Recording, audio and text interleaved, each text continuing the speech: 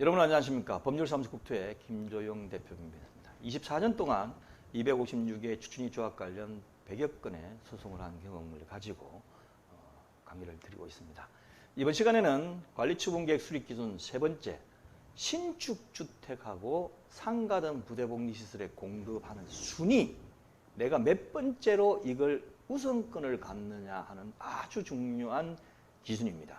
이것은 주로 이제 조례에 들어가 있는데 주택 공급에 관한 기준하고 상가 등 부대복리 시설에 관한 기준하고 따로 되어 있습니다. 대부분 서울시 조례와 기술하기 때문에 일단 서울시 조례를 제가 설명을 드리고 나머지 지역은 그 지방의 조례를 한번 보시면 이해가 가실 겁니다. 먼저 첫 번째, 서울시 도시 및 주거환경 정비 조례를 보시면 38조에 나와 있습니다. 38조에 어떻게 되어 있냐면 자, 이렇게 되어 있죠.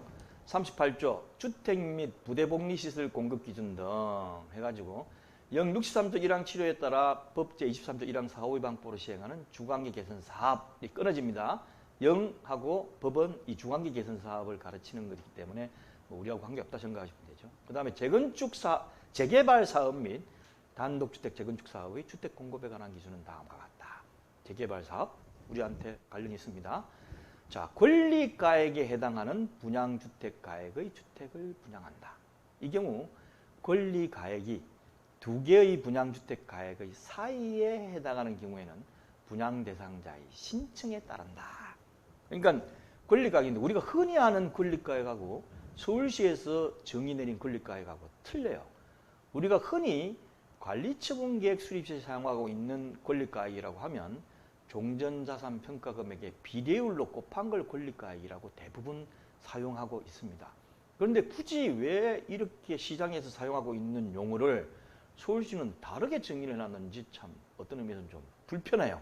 그래서 본 조례가 얘기하는 권리가액은 관리처분계획 기준일인 분양신청기간 종료일을 기준으로 한 종전자산 평가 금액 그 자체를 얘기합니다.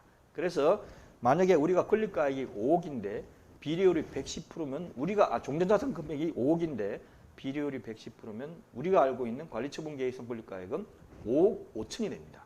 그리고 90%가 되면 4억 5천이에요.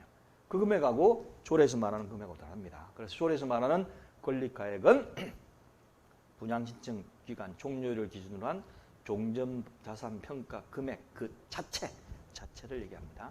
그리고 분양용이라고 하는 것은 사업계획상 분양할 주택을 얘기하죠. 그러니까 자기가 옛날에 가지고 있던 종전자산 금액하고 비슷한 금액을 준다라는 게 그거죠. 그 다음에 제1호에도 불구하고 정관 등으로 정하는 경우 권리가액의 많은 수수대로 분양할 수 있다. 그러니까 권리가액이 종전 가지고 있던 평가 금액이 많으면 우선순위가 확보된다라고 생각하시면 돼요. 그 다음 세 번째, 법 제76조 1항 7호 다목에 따라 2주택을 공급하는 경우에는 권리가액에 있어 1주택 분양신청에 따른 분양주택가액을 제외하고 나머지 권리가액이 많은 수수로 60제곱미터 이하의 주택을 공급한다. 그런데 여기서 말하는 2주택을 공급하는 것은 흔히 얘기하는 1+1에 해당하는 경우예요. 그런데 1+1에 해당되는 사람이 많아가지고 예를 들면 60제곱미터가 70개를 짓는데 뭐 100명이 신청했다. 그럼 어떤 순서대로 할 것이냐. 그리고 이 공급하는 자체가 좀 헷갈리잖아요. 그래서 여기에 정해놨습니다. 만약에 60개를 짓는데 60제곱미터 이하의 60개를 짓는데 100명이 신청하면 먼저 신청했던 첫 번째 신청했던 금액에 대한 분양주택가액을 제외하고 남는 금액으로 가지고 쫙 차로 늘어간다는 거죠. 그러니까 처음에 큰 거 신청했던 사람은 큰 거에서 많이 빠져버리기 때문에 작은 거를 받을 우선순위가 떨어지는 겁니다. 그렇게 계산을 하라는 얘기입니다. 그 다음에 동일 규모의 주택 분양에 경합이 있는 경우에는 권리가액이 많은 순서대로 하고 권리가액이 동일한 경우에는 공개 추첨에 따르고 이해가죠? 주택의 동호수일 때는 주택 규모별 공개 추첨에 따른다. 그러니까 전산 추첨을 하든 뺑뺑이를 돌리든 이렇게 하라는 거죠. 그래서 권리가액이 많으면 먼저 같은 면적대 신청한 사람 중에 우선순위를 갖게 됩니다.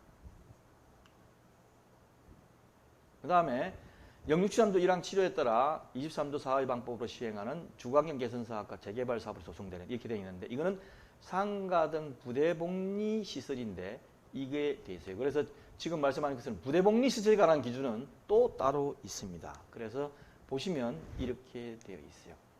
부대복리 시설에 관한 것은 어떻게 되어 있냐면 자 재개발 사업만 우리가 관심이 있으니까 관리처분 계획 기준은 현재 다음 기준으로 공급한다라고 해가지고 별도로 되어 있으니까 제가 챕터를 나눠가지고 2번으로 넣습니다. 어떻게 됐냐면 제 1순위가 종전 건축물의 용도가 분양 건축물의 용도와 동일하거나 비슷한 시설이며 사업자 등록을 하고 영업을 하는 건축물의 소유자로서 권리가액이 분양 건축물의 최소 분양 단위 규모 추산액 이상인 자. 근데 이게 무슨 얘기냐면 상가를 하게 되면 호수를 나누잖아요. 그때 먼저 상가를 가진 사람을 먼저 준다. 유치원을 가진 사람한테 상가를 먼저 주는 것이 아니고 상가를 가진 사람한테 상가를 먼저 주는데 사업자 등록을 하고 영업한 사람을 우선순위로 칩니다.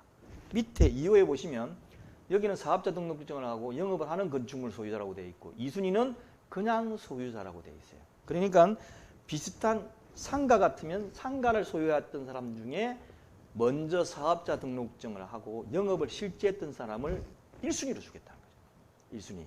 그렇지만 최소 금액, 상가를 이렇게 구획을 나누지 않습니까? 호별로.